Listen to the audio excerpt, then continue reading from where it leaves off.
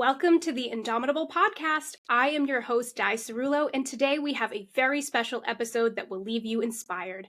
My guest today is the indomitable Amber Powers. Amber Powers is a shining example of resilience and strength. Working hard to dismantle the falsehoods she once embraced as truths, she left the cult she was raised in and emerged as a successful entrepreneur. Once a woman whose voice was oppressed, Amber is dedicated to helping others bravely embrace their voice and their purpose. In a world where influencers are quickly losing trust among their audiences, Amber works with those who hope to make a positive change in the world to reach ethical influencer status. Hello, Amber. I am so excited to have you here. Thank you. Thank you. It's great to be here. Yes. So, wow.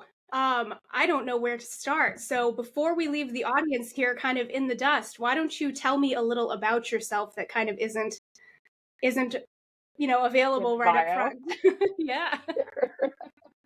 Yes. So, where to begin? Yeah, kind of like you Indeed. said, I was born into a cult. I wasn't just thrust into it midlife or anything like that. It was a born into situation. So one of the questions that I get most frequently was, what was it like? Yeah. And to me, it was normal. I didn't know anything else. And so, um, I guess at the time it was something of a blessing. And now having to undo a lot of the programming that was instilled in me, that's a little bit harder to deal with. And so, um, there are two sides to every coin, and this is Yeah. definitely no different. There were some amazing perks to growing up so well loved, Mm. you might say.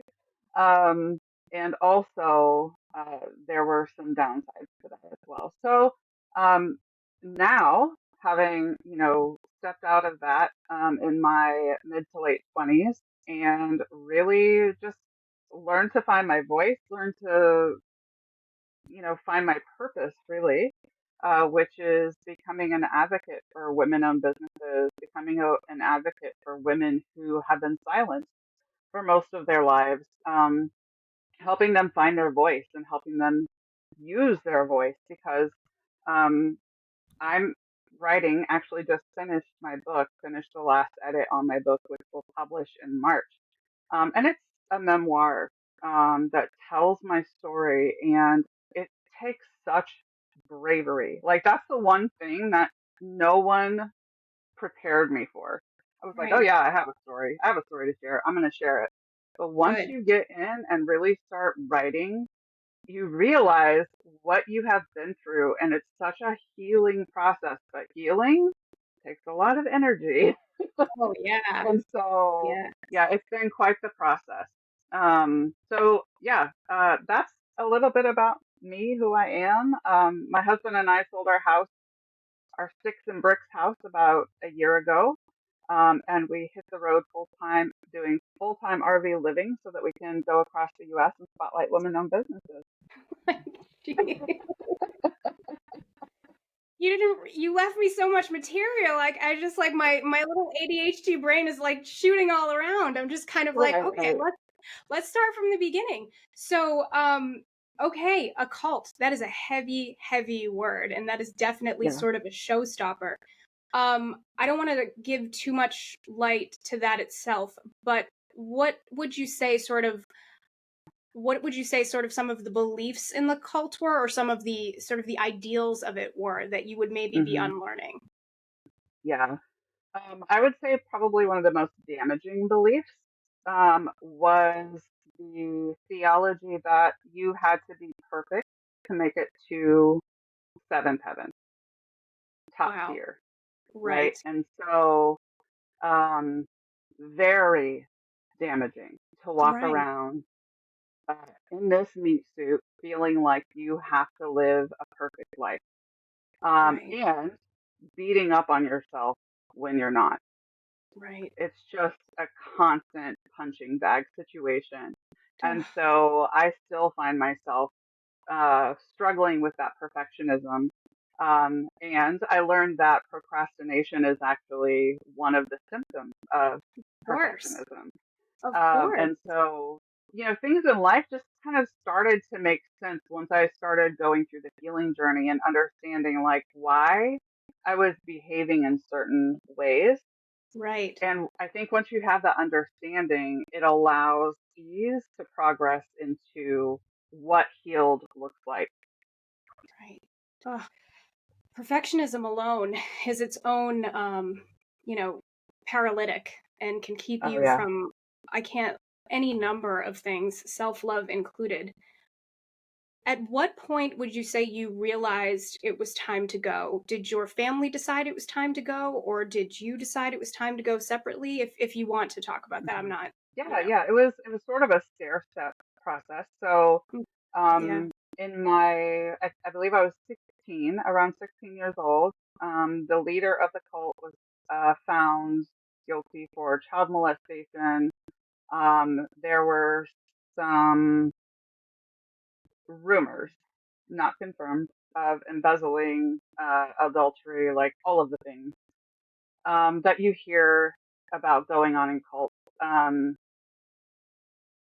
I remember towards the end, people were not allowed to enter our church. Like there were ushers guarding the doors.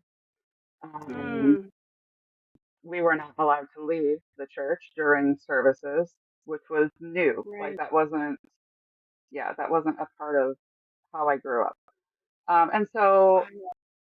once we found that out, we got a phone call. We had gone to church earlier that day, and a cousin of mine called and said, "Hey, church is getting ready to start soon. Will you all be back?" And my mother took the call, and I heard her say she hadn't had this discussion with my brother and I, but I heard her say, "We will not be returning to that church." Wow. Yeah. Wow. So for me, um, one of the beliefs was we were the only people going to heaven. Like we were the chosen people. Right. So As is sort of common among everyone. yeah, Yeah. right. Um, Right. and so having my mom say that essentially pulled the rug out from underneath me. There was no way I was making it to heaven in that moment. And so I remember screaming at the top of my lungs. I said her name, and then I said, "I will never leave that church."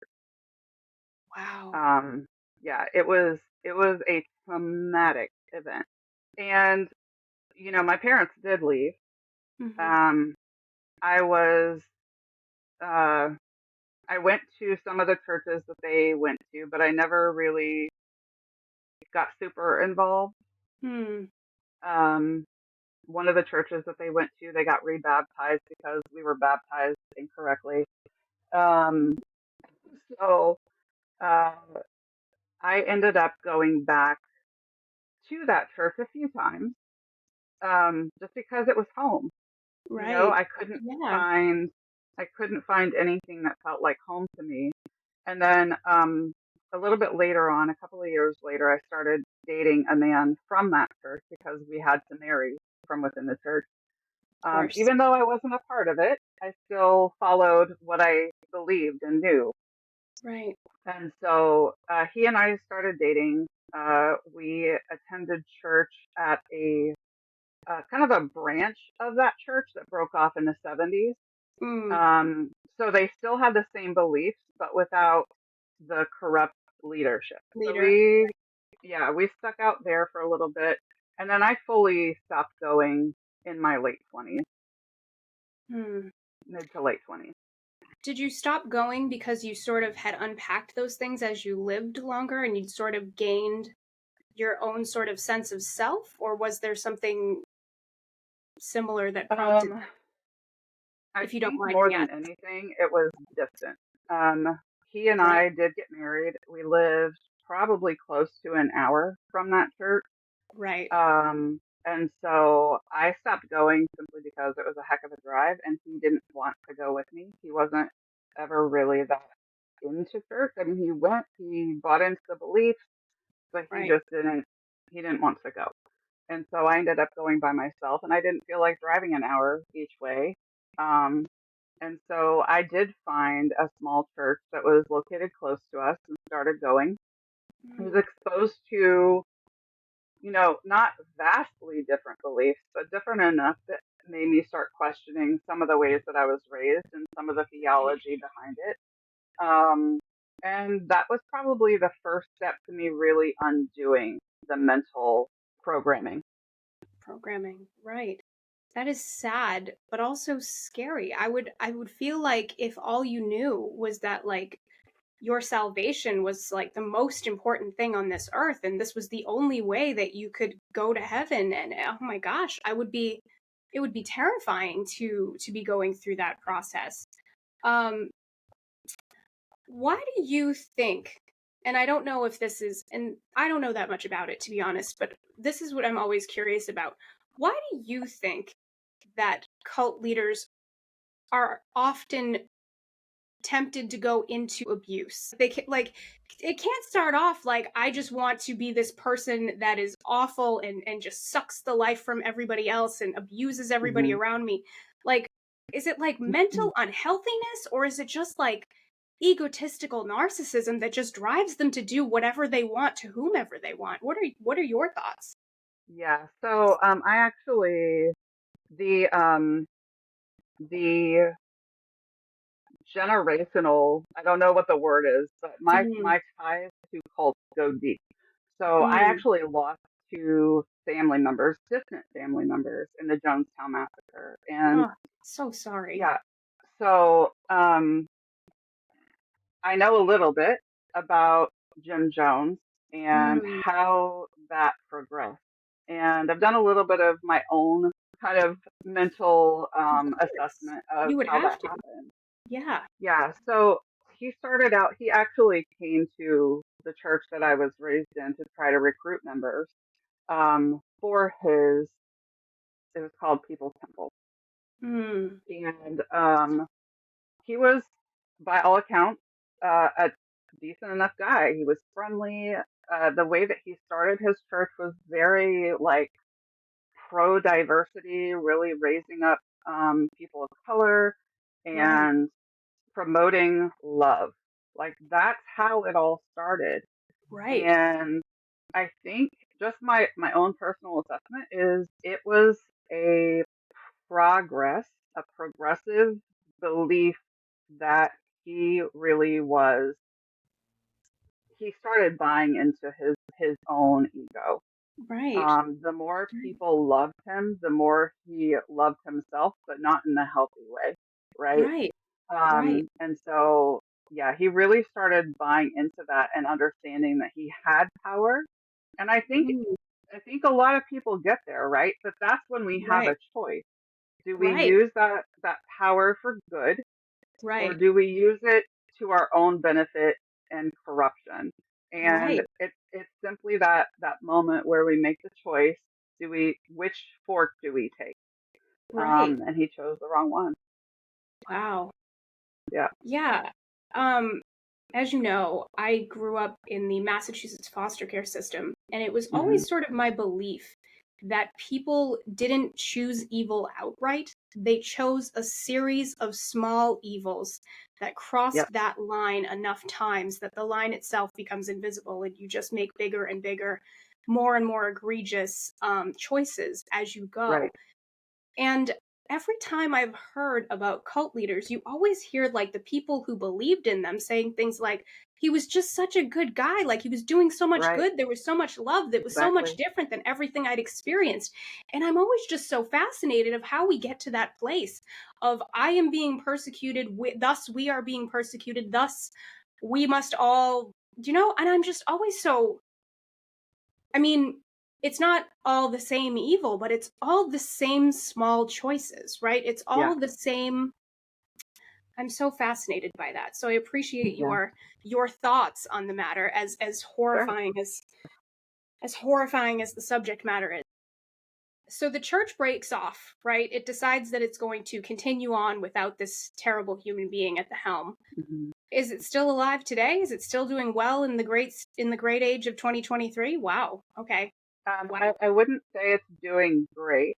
I think that many of its branches have kind of fallen apart, Mhm. but they are still, they're surviving, right? Mm. Right. Um, there are a lot of people who left. I still keep in touch with many of the people, that I Right. grew up with.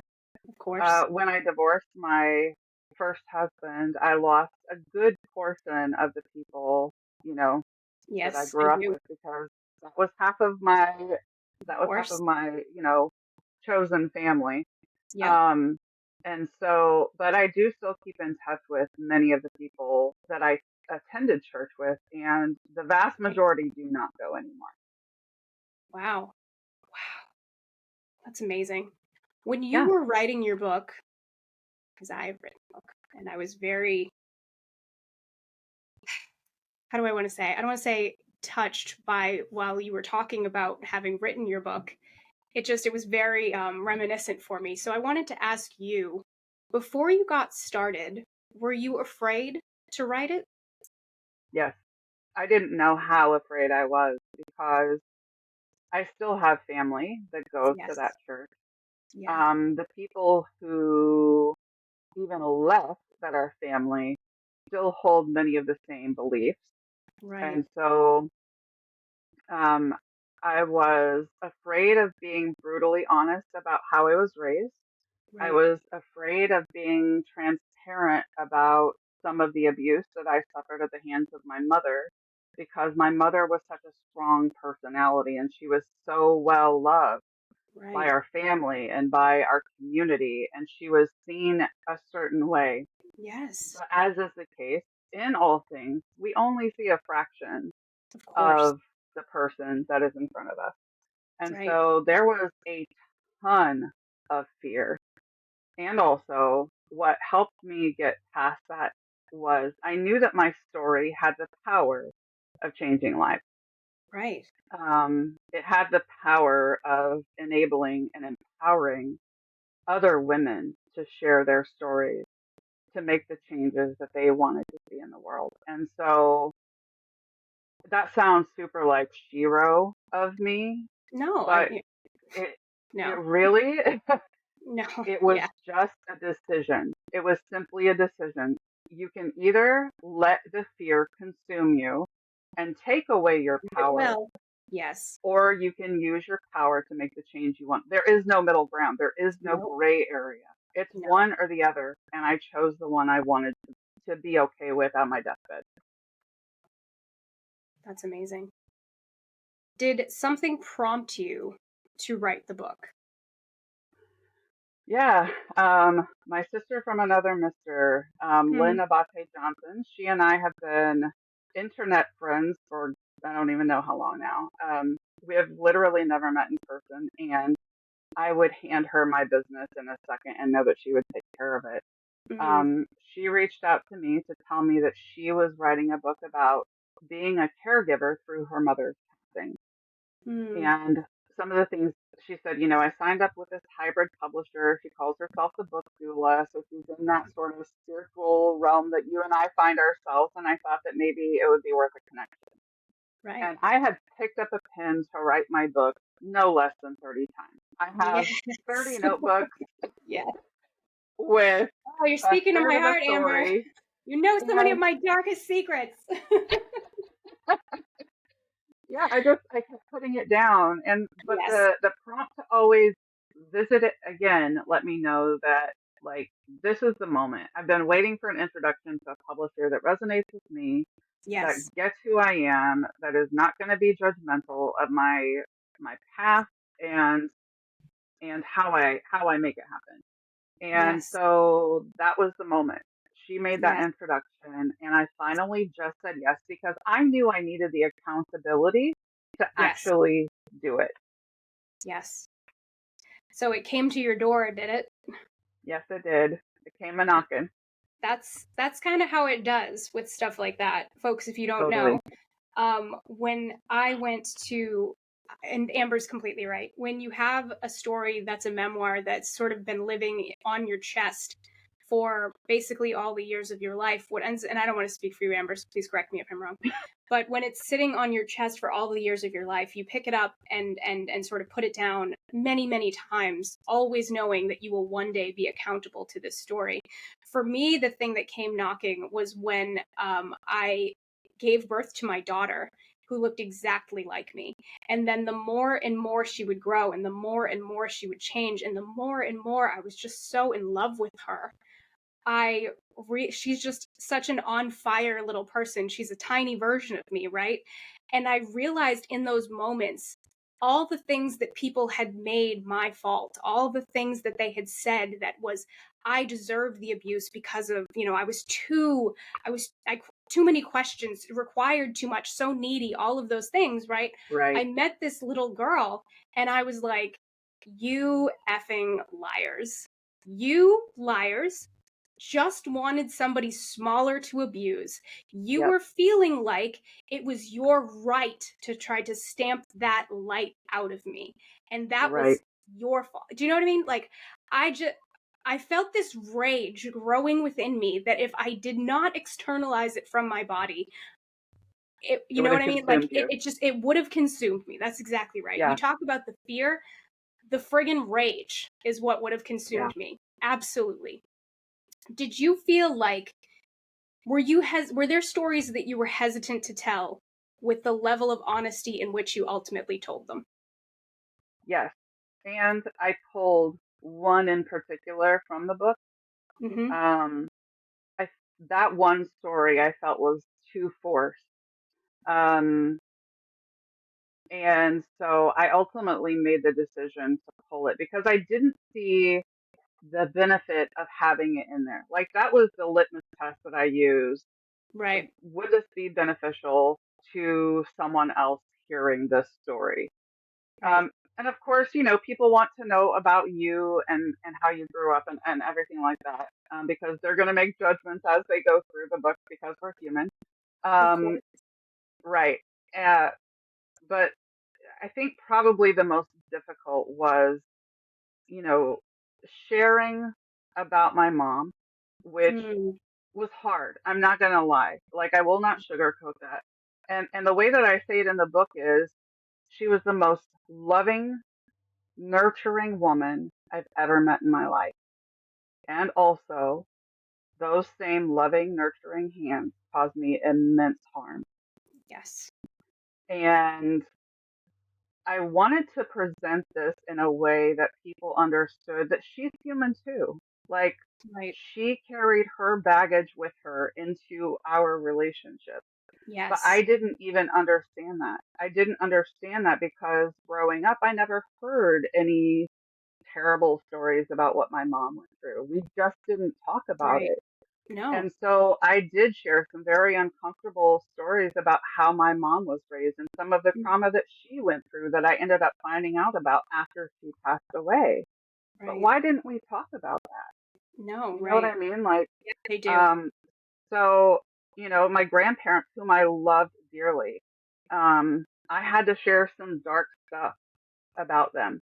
Yes. And I knew that my family would feel a certain kind of way about that. And Yeah. also, okay, that's how you feel, and that is Yeah. valid. And also, you can walk away from me because this is valuable enough for me to share because I truly feel we have to heal in this way. We have to stop hiding generational trauma. We have to Yes. talk about it. We have to work it out, or the Yes. cycle will freaking repeat. We Yes. have to heal Exactly. this. Exactly. Exactly. When I had children of my own, I was very much clear that I would never abuse. I was like, this is not, I'm not going to spank my kids. I'm not going to abuse my kids. This stops with me. Now, that is one thing. But as I started to raise them, what I realized was that by not dealing with my trauma in any sort of honest or, terrifying way, what I was doing was passing down the trauma accidentally by my avoidance Hmm. and my behaviors, right? So, Right. like, if I was incapable of things being out of control or messy or any of those sorts of things because of my trauma, I was putting my issues on my children, whether I Right. intended to or not. So that was something that I realized pretty early on.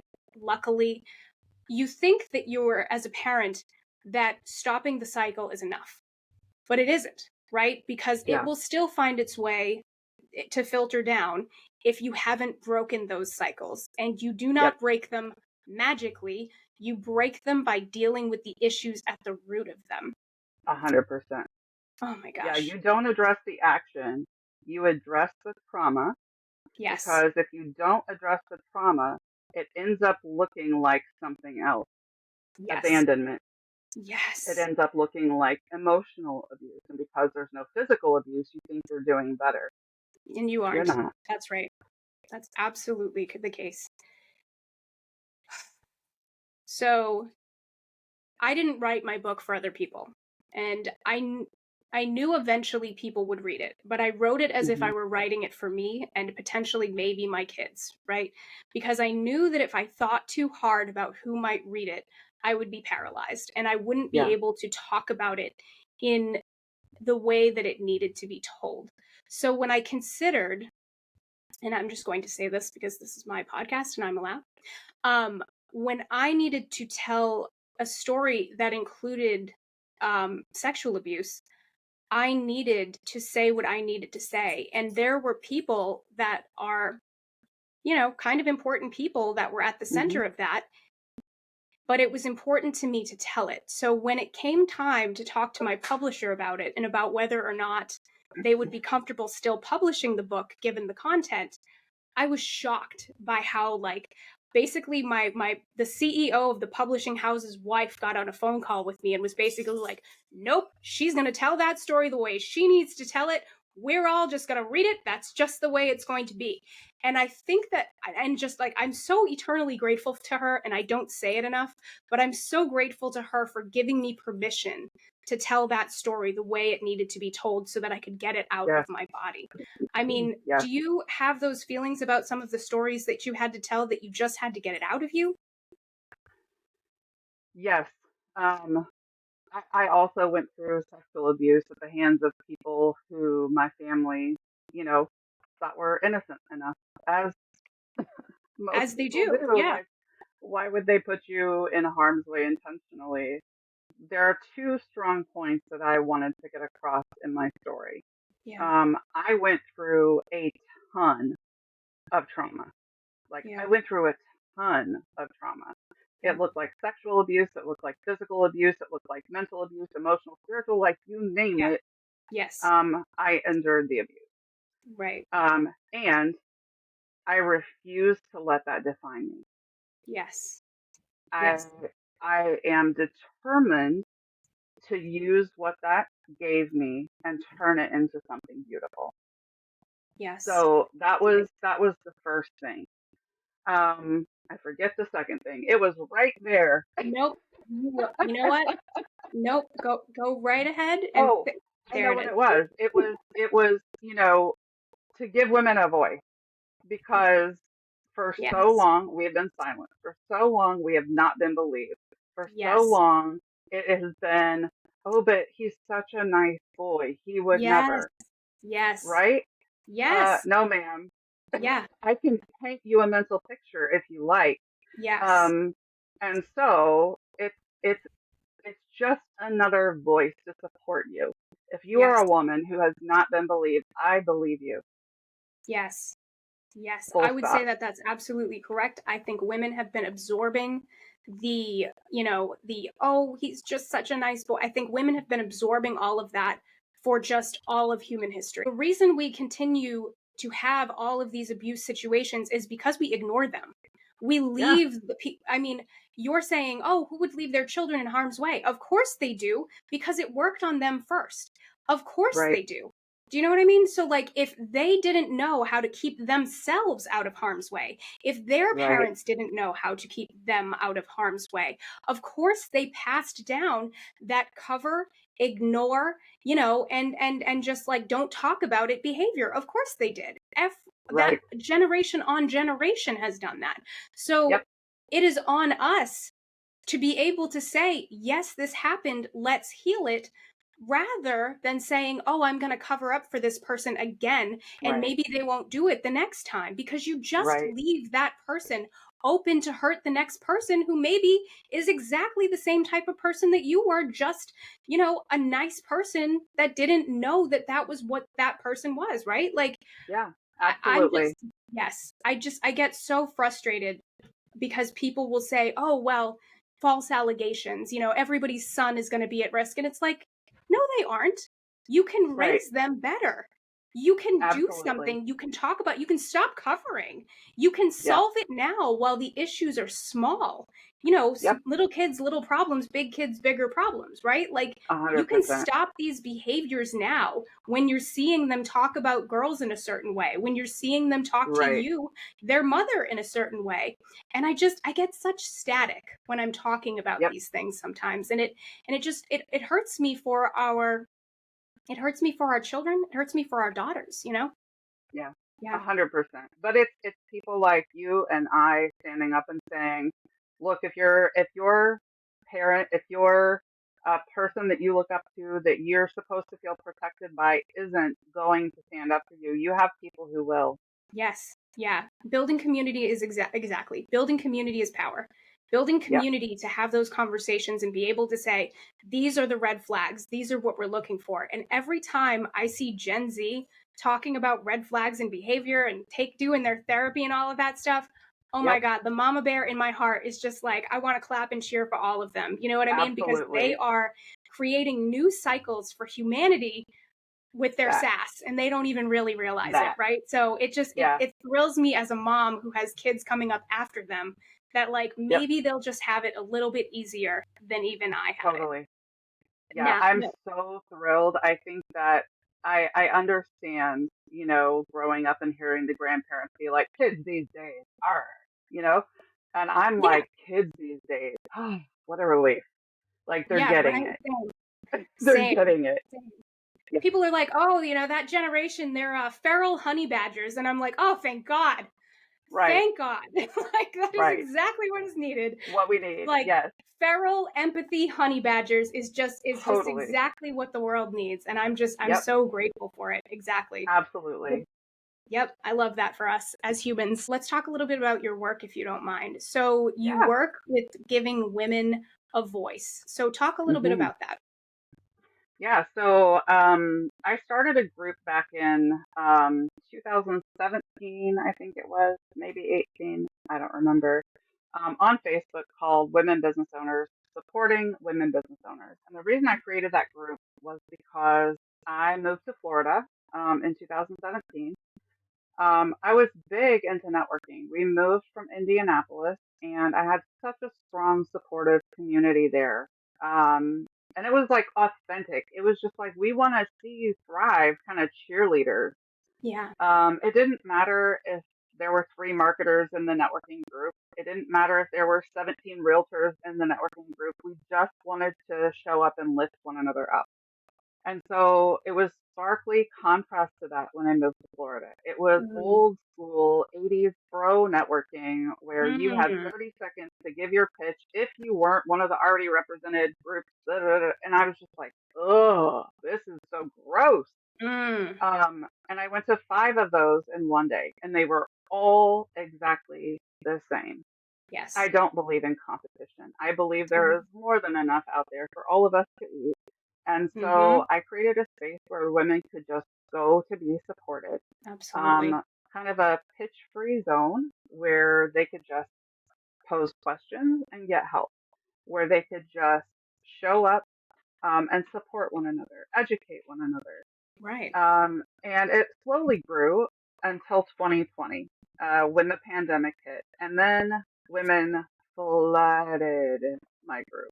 I went from Wow. 1,000 members to 15,000 members in 6 months, all organic, no paid anything. It just Right. kept growing. And so essentially the message that I got was we need help. Like there aren't enough resources out there, or we don't know how to find them to help grow our business or pivot our business, or like all of this is happening. What do we do? Are we going to go out of business?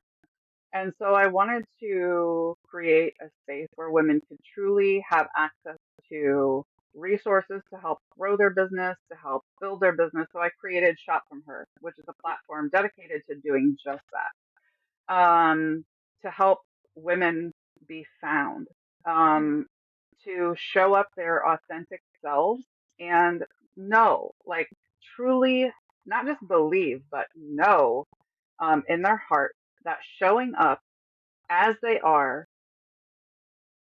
speaking their truth, will draw their ideal audience to them every time. Yes. Yes. You don't have to be anything other than what you are. You don't have to sell anything else than what you sell because Right. you're in purpose and you're on purpose. And so what I do is I work with women to help really refine. If they don't know who they're trying to attract, we do some mindset work. We do some deep digging, kind of some intuitive spiritual work, Right. to find out, who are you? Like, who Mm. really are you? What is the goal? What's the mark that you want to make on this earth during the time that you have here? Yes. What do you want to do? Um, who do you want to work with? Like you said in the bio, not just in Yeah. terms of, a middle-aged person that graduated college and yada yada yada. Like, Yeah. that's boring. That's boring. What brings you joy? Who are the Yes. people that light you up? Right. And so we really work together to decide, who is that person for you now? How Mm. do we speak in a way that's going to draw them to you, Yes. giving the message that you want to give? And so that in and of itself is the work. I've been in marketing since 2001. And so I know, the algorithm changes every day. You Yes. know, I know the basics of traditional marketing. I know copywriting. I know how to write in a way that engages people. Mm-hmm. I know how to write in a way that converts. So I use all of this cumulative knowledge from strategy to copywriting, all of it together to really build out strong campaigns for women so that Mm-hmm. they're first feeling comfortable with who they are and expressing who they are.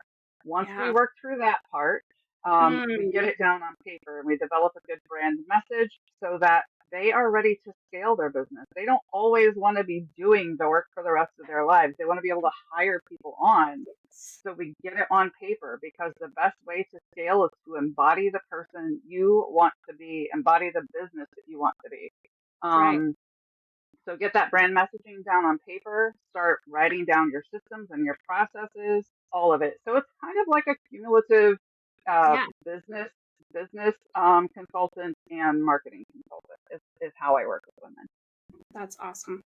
I Yeah. love that because it's not even, and you have such great experience in your life to be able to help uncover that message because you're Yeah. so good at getting to the core of who somebody is and not tripping Yeah. over the fluff and the Right. comparison to other people that Yeah. might be keeping them paralyzed, right? That Totally. perfectionism. You have already unpacked that within your own life. And I think that that's such an interesting place to to get to because you have become the person you needed most. You have Yeah. become 100%. that person that you needed to stand up for you, and I love to see that happen.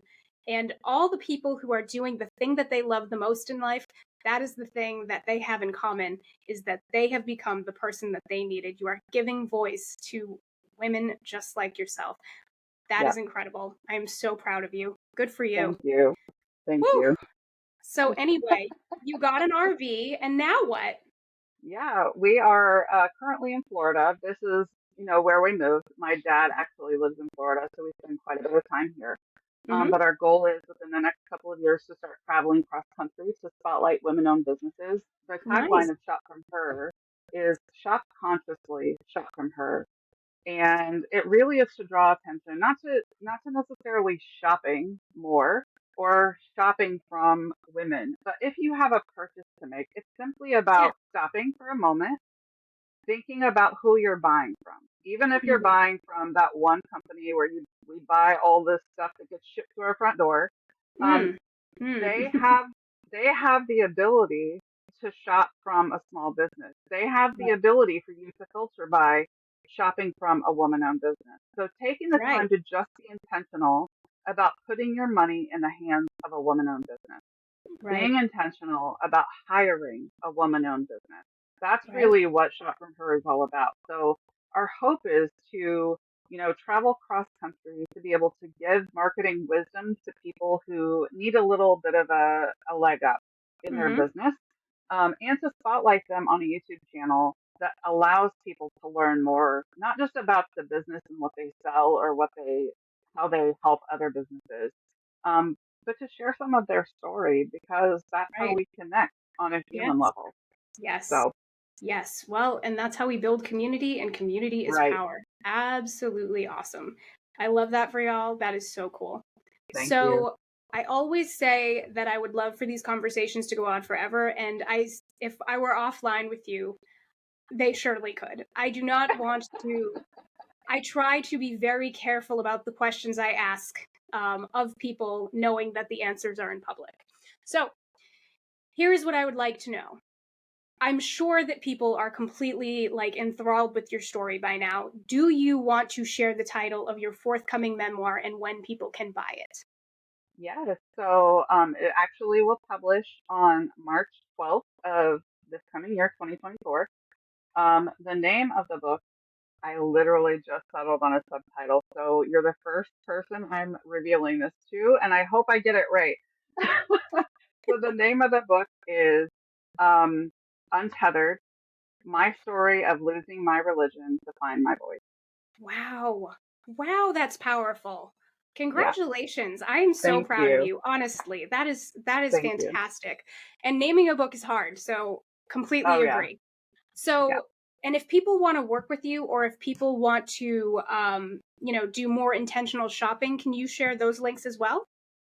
Yeah, so the best place for both of those is actually Powers, my last name, Amber Powers, like Austin, Mhm. powersdigitalmarketing.com. Awesome. If you are interested in learning more about my personal blog or my book staying updated on when it launches or getting on a waiting list, that website is Amber middle initial K, like Mhm. KAY, but not spelled out, No. amberkpowers.com. So Amber is going to send me all of those links, and I'm going to Yes, have them in the show notes when this publishes. So if we didn't get that, no worries. I will have them in the show notes so that you can go ahead and shop intentionally and buy her book when it comes out. yes, All right, Amber, thank you so much for being here. I am so my grateful for you pleasure. sharing your story. And as I have said probably 40 times in this episode alone, I am so proud of you. It is Thank not you. easy to do what you have done, and it is a very lonely road to have to Totally. live in those moments again and sort of question what to share, what not to share, what's enough. And so I am so proud of you for making that choice. And I know that it will help so many other people just like yourself. So thank you so much for Thank coming you. on and for sharing your story. I appreciate you. My pleasure. Thank you so much for having me. It was a joy. Thank you. All right, folks. So thank you for tuning in today. If you enjoyed this episode, please share it with your friends. And don't forget to subscribe to the Indomitable podcast for more incredible stories of humaning. Remember that my new book, Indomitable, a foster care story, is available wherever you get your books and has 5 stars on Goodreads. Also, thank you to all my friends who came out to visit me at the latest book signing. I was so touched and I had an amazing time. And if you have upcoming events you'd like me to bring the Indomitable experience to, please reach out to us. And finally, as ever, I am happy to have you here in community with me. And remember, together we are truly indomitable. Take care, friends.